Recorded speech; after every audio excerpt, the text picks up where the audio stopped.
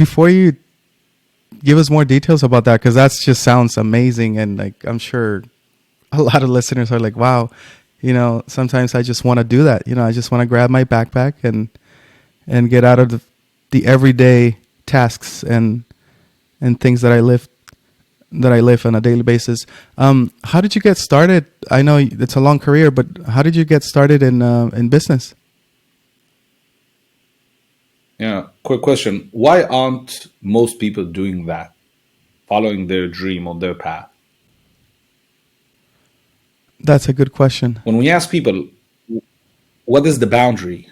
And there's a story. I'm never certain if it's actually true that when you train a baby elephant, if you put a rope and a stick or you tie it to a tree and they try to get loose and they can't. When they grow up, if you put the rope, even if you don't tie it to anything, they can't. They think they're tied. Mm-hmm. We've been brought up in a certain way where we believe we've told ourselves this story, and this is the box we live in. And it's interesting when we say I can't, or it can't be done, or it's impossible. What if we take these words out of our lexicon and say, how do we achieve what we want to achieve? Or reality has changed. Okay, that has happened. What is the difference? And what is the new story I need to tell myself? So for me, 2024 is I want to do, 50 workshops, and I want to do 50 keynote speeches, and I want to travel to at least 40 countries and do at least 10 cities I haven't been, but it still goes under the line of what I want to teach or what I want to do. And I think for me, the beginning of my journey was, yeah, why not?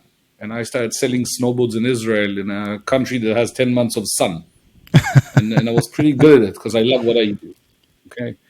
And I've built websites. We built a mock-up for what would later become something similar to a Kickstarter. That was a summer project in 2005. People started sending in leads. We didn't know what to do with it. We started to get leads for business ideas. So it was a Kickstarter for entrepreneurs. I was 24.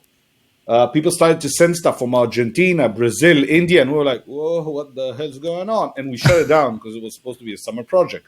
Wow. I've owned the Streetwise domain in Israel for, I don't know, 16, 17 years, and every time I would adapt it to something else.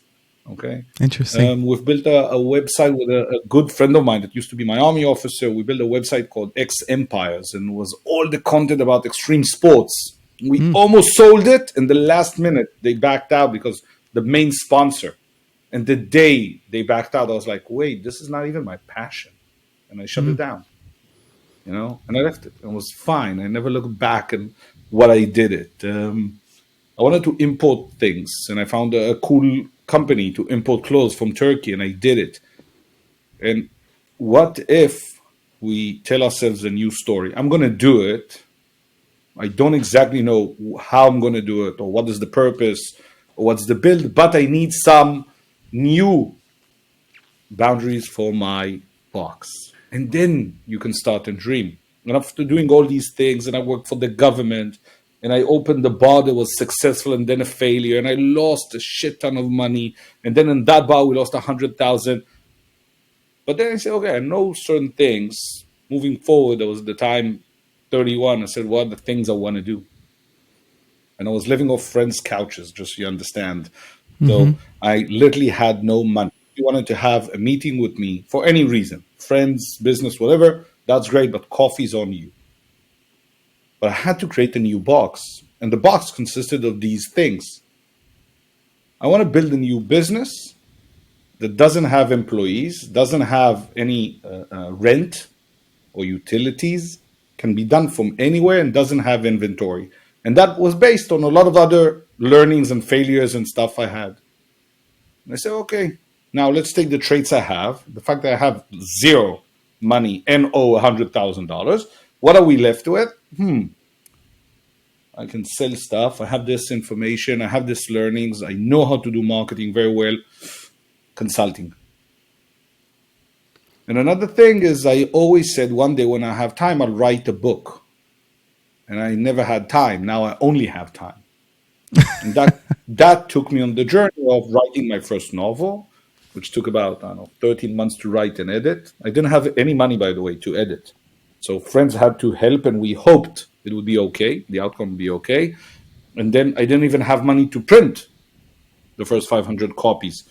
So I went to a printing company and said, hey, so there was a connection through a friend from the army. It was her father that had a printing house, and he agreed to print 500 copies but not deposit the checks.